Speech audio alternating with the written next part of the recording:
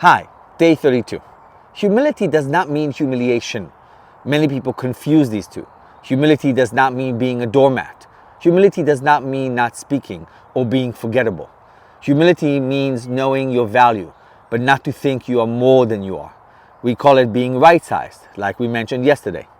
Humility is a core tenet in many philosophical and spiritual traditions. It is about recognizing our strength and our weaknesses without either arrogance or self-deprecation. Rabbi Lord Jonathan Sacks says, true humility is not thinking less of yourself, it is thinking of yourself less. This means being secure in our own value while appreciating and valuing others. Learning your values, by the way, is what we are attempting to do on this 49-day count. So from a practical point of view, humility means to know when to speak, when not to speak.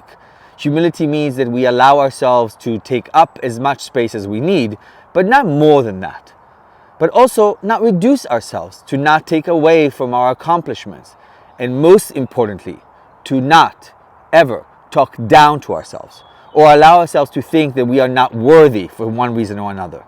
You see, we are all created equal and have intrinsic value, every one of us.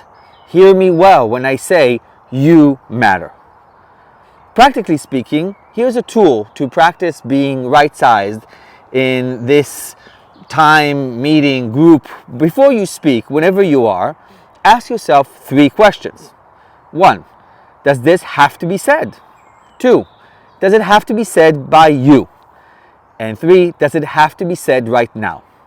Think about these. If the answer is no to any of these questions, you know what to do, which is shut up.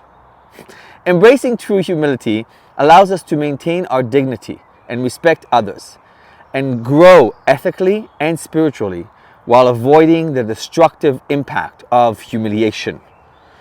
Tell me about what you learn when you practice this tool maybe, or practice humility.